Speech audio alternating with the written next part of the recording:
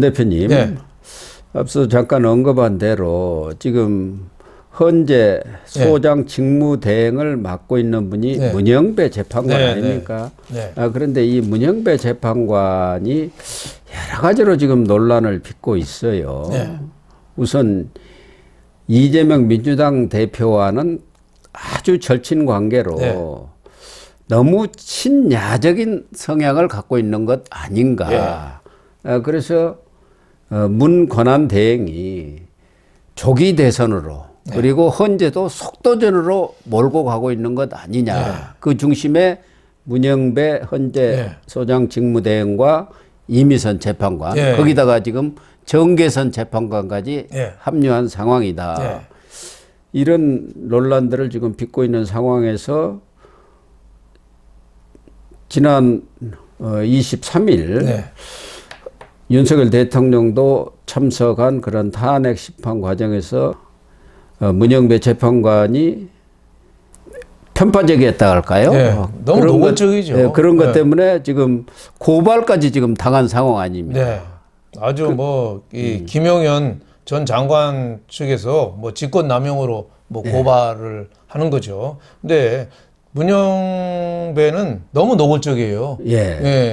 축구 심판으로 말하면은 한쪽 편만 계속 휘슬을 불고 있어요. 그러니까요. 그래서 김용현 전 장관이 증언 거부권 얘기 그때 했거든요. 증언 거부.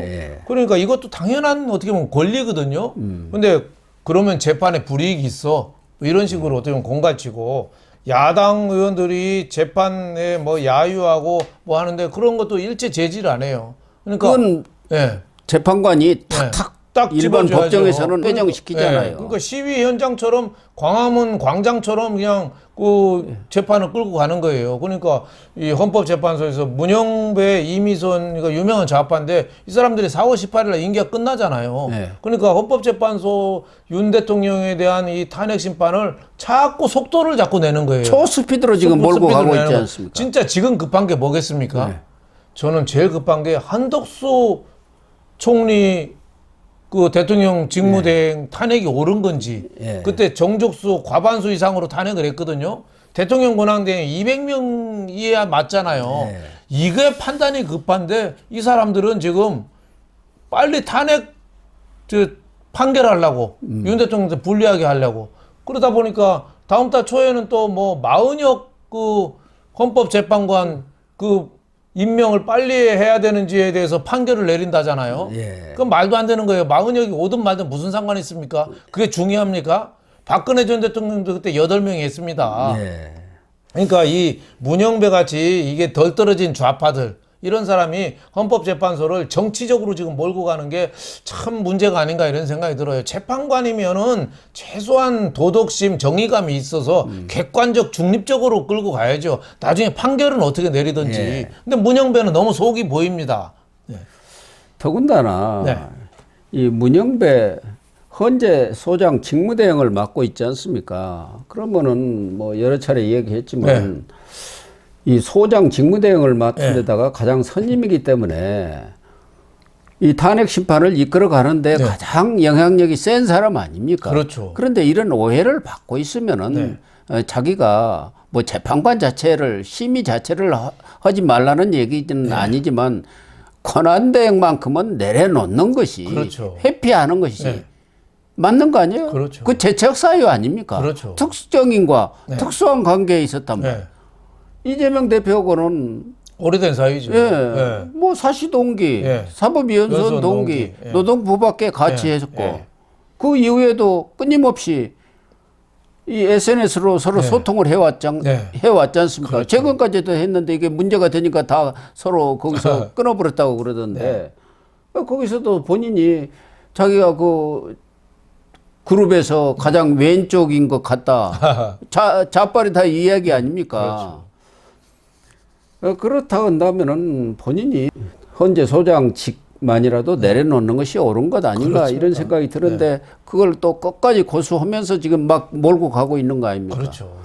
지금 속도를 보면은 한 8번 하고 끝내보려는 것 아니에요? 지난번 5번 했다가 지금 추가로 3번 날짜를 지정했잖아요. 이렇게까지 그래갖고 2월에 끝내보려고 하는 거 아니에요? 그렇죠. 그런 너무 빨리 해서 4월에 이재명 재판 선거법 위반 뭐 2심 뭐 나오기 전후로 그냥 끝내버리겠다. 3심 나오기 전에 뭐 빨리겠다는데 그래도 사실 여부에 대한 거는 분명하게 해야죠. 예를 들면은 그날 포고령 발표할 때 무슨 일이 있었는지 진짜 정치인 체포가 어느 정도 사실인지 뭐가 좀 분명하게 이 팩트에 대해서 있은 다음에 판결을 내려야 되는데 지금은 여론으로 막 몰고 가겠다는 거예요. 예. 그리고 증인 선택이라든가 증인 신청이라든가 이런 것들도 그냥 칼같이 잘라버리더라고요. 윤석열 대통령 측에서 주로 많이 증인을 신청할 것 아니겠습니까? 그렇죠. 그러니까 시간 전략하려고 그러는 거 아니에요. 박근혜 전 대통령도 17차례 한 거 아닙니까? 그러면은 몇 달입니까? 최소한도 2달 아니에요. 이 사건이야말로 더 관련자들 또 많은 사건 아닙니까? 그렇죠. 그렇게 되면은 지금 신중하게 주어진 그 180의 기간을 최대한 활용하면서 탄핵 심판을 해야 그 결과가 나오더라도 국민들도 수긍을 할 텐데 그렇지 않고 이런 식으로 오해를 받으면서 그렇지 않아도 내통을 했다는 얘기까지 나왔지 않습니까? 그 내란죄 철회하는 것도 국회 대리인 측에서 뭐 재판부에서 말씀하신 대로 이렇게 철회하겠다는 식의 발언을 해갖고 그게 엄청난 논란을 빚었지 않습니까? 말이 안 되는 거죠. 민주당이 내란죄로 여태까지 사태를 이렇게 만들어 놓고 탄핵까지 해놓고 내란죄를 뺀다는 게 그 말이 됩니까? 거기에 헌법재판관들이 또 노란하고 있어요. 우리가 할 일이라고. 이런 부분에 대해서도 내란죄 철회를 하는 건지 안 하는 건지 분명하게 해야 재판관들은 되죠. 얘기를 지금 안 하고 있습니다. 그렇죠. 우리가 알아서 한대요. 웃기는 거죠. 원님 재판이 될 가능성도 있는 거죠. 우리가 알아서 판단 안 되니까 너희들은 굿이나 보고 떡이나 먹어. 뭐 이런 거죠. 더군다나 윤석열 대통령이 이번에 기소가 돼갖고 형사재판을 또 받지 않습니까? 이렇게 될 경우 과거 사례를 보면은 형사재판이 진행 중이면은 이 탄핵 심판은 멈출 수 있도록 사실은 스톱해야 됩니다. 뭐 강제 규정은 아니지만 그렇지 않습니까? 그렇죠. 이쪽에서 형사재판이 진행되고 있는데 그 결과도 나오기 전에 헌재에서 결론을 내려버리면 안 되지 않습니까? 정치적으로 판단하면 안 되죠. 사실에 근거해서 해야죠. 그러니까 더군다나 윤석열 대통령 입장에서는 형사재판도 준비해야지. 탄핵 소추도 심판도 준비해야지. 어느 쪽 한쪽에다가 이렇게 집중할 수 있도록 한쪽은 멈춰주는 게 정답 아닙니까? 그렇죠. 근데 이런 것들에 대해서 과연 문영배 권한대행이 있으면서 그렇게 하겠느냐? 안 할 거라는 게 지금 다 알려진 사실 아닙니까? 이것은 편파죠. 그렇죠. 그러니까 대통령을 탄핵한다는 거는 현직 대통령을 구속시켜 놓고 저렇게 서두를 수가 없는 거예요. 지금 대통령 한덕수 권한 대행에 대한 그 탄핵 여부에 대해서 빨리 판단을 내려서 이 권한 대행이라도 정상화를 시켜놓고 윤 대통령 탄핵에 관해서는 좀 차분하게, 차분하게 뭐가 진실인지 계속 좀 현직 대통령이 본인이 계속 출석을 하겠다는 거 아니에요? 그럼 충분히 얘기를 들어줘야죠. 얼마나 억울한지, 뭐가 잘못됐는지. 무조건 매도할 게 아니라 근데 헌법재판소는 우리는 정치적인 판결을 한다 이런 생각이 들어요. 예전에 이진숙 그 방통위원장 탄핵도 인용해야 된다는 게 4명이나 나왔잖아요. 그러니까요. 저 깜짝 놀랐어요. 이제 방통위원장 한 지가 이틀 됐는데 탄핵해야 된다가 4명이나 나왔어요. 그러니까 우리나라 좌파들이 진짜 어떻게 보면 이 헌법재판소까지 다 오염시키고 있구나 이런 생각이 들어서 상당히 안타깝습니다. 이번 그 고발건에 대해서도 그 당시 김영환 전 장관이 증언 거부권을 행사하겠다고 하니까 그렇게 하면은 증인의 증명력이 낮게 평가될 수 있다. 이렇게 해갖고 재판상에 불이익을 주겠다는 얘기를 한 거 아닙니까? 아니 이 증언 거부권은 법상 보장된 방어권 아닙니까? 그것에 대해서까지 불이익 주겠다고 이렇게 얘기를 했고 국회의원들이 그 방정석에 나와가지고 자꾸 야지를 하고 그 국회 본회의에서 하던 식으로 재판이 그렇게 되면은 거기에 나온 증인이라든가 이런 사람은 위축될 수밖에 없잖아요. 그런 것에 대해서는 칼같이 딱 정리를 해야 하는데 그대로 놔두었다는 거 아닙니까? 다 쫓아내야죠. 재판이 중요하죠. 아니 그 관중들이 뭐 술병 던지고 뭐 맥주병 던지고 하면은 관중 없이 하잖아요. 축구 경기도 그런 것처럼 무관중 경기를 해야죠. 그렇기 때문에 고발을 당한 것 아닙니까? 문영배가 어떻게 보면 지금 이 헌법재판소가 정치에 오염됐다는 것을 이 인간 하나가 극명하게 보여주고 있습니다.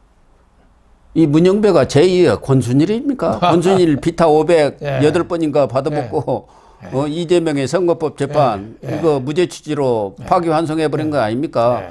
TV 토론에서는 뭐 이렇게 적당한 거짓말은 해도 된다 뭐 이런 식이 돼버린 거 아닙니까? 그렇죠. 권순일은 어떻게 보면 이 돈과 이 자리에 오염이 된 거고 문영배 이 사람은 어떻게 보면 알 수가 없죠. 정치와 이념에 오염이 됐는데 뭐 또 무슨 거래가 있는지 모르죠. 그렇게 가까운 사이인데 네. 절친 중에 절친이라는 거 아닙니까? 그러면은 우리가 뭐 그 사람들 뒷주사 다니면서 추적을 할 수도 없는 거니까 어떤 얘기가 오갔는지 그건 알 길이 없죠. 또 그런 얘기가 오가지 않았다고 하더라도 이심 전심이라는 게 있는 거 아닙니까? 그거 잘 하면은 대법원장도 할 수 있습니다. 재판관 지내시고 뭐 이렇게 할 수도 있죠. 지명하면 대법원장 되는 거 아닙니까? 시켜주면 하는 거죠. 원래 이 문영배는 부산에서 고법 부장판사가 하다가 재판관 된 사람이에요. 대표적인 영남의 향판이라는 것이죠. 그 지역에 가서 거기서만 판사를 주로 한 모양이에요. 진주. 그래갖고 문재인하고 이렇게 연결이 돼가지고 문재인이 거기서 변호사 생활을 한 것 아닙니까? 그래서 재판관이 된 거 아니에요. 문재인 추천으로. 하여튼 난세에는 이상한 사람들이 많이 나옵니다. 이런 사람들이 나라를 오염시키는 거죠. 많은 혜택은 국가로부터 국민으로부터 다 있고 국가는 엉뚱한 방향으로 끌고 가고 이런 사람들에 대해서는 탄핵. 어떻게 보면 탄핵을 하는 헌법재판소 자체를 탄핵해야 될지 모르겠다는 생각이 들어요. 헌법재판관을 탄핵해야 되겠다. 이런 사람들은 누가 결정하느냐 이거죠. 우리나라에서 가장 중요한 법원, 헌법재판소, 또 선관위 이런 데가 너무 오염되고 이념에 좀 좌우되는 게 어떻게 보면 국가적으로 큰 불행이 아닌가 이렇게 생각돼서 빠른 좀 대책이 좀 시급합니다. 그런 것 같습니다. 이분이 자기의 그런 뭐 SNS 계정을 폐쇄를 했다대야 어디다 하는데 거기 보면은 전에 진보 성향으로 한참 이름을 날렸던 김재동이라는 사람이 있지 않습니까? 개그맨 뭐. 개그맨 한 번 강연하면 뭐 2천만 원, 3천만 원 받았던 사람들 그 사람을 가장 그 말을 들어야 한다. 그 사람의 말이 가장 옳다고 이렇게 막 써놨다고 그런 이 보도들 제가 봤는데 김재동이가 가장 존경할 만한 인물이라는 거 아닙니까? 김재동이하고 생각이 같은데 그런 수준이죠. 그러니 지금 이 현재 탄핵 심판이 공정하게 이루어질 수가 없는 것 아닙니까? 이미 심증이 정해져 있는 것 같아요. 그렇죠. 정해놓고 하는 거죠. 정해놓고 시간을 가급적 빨리 당겨가지고 끝내버리겠다. 이러는 것 아닌가. 그렇습니다. 그런 오해를 받아서는 안 되지 않겠나. 그런 생각이 듭니다. 시청자 여러분, 오늘 방송은 여기서 마치도록 하겠습니다. 시청해 주셔서 감사합니다.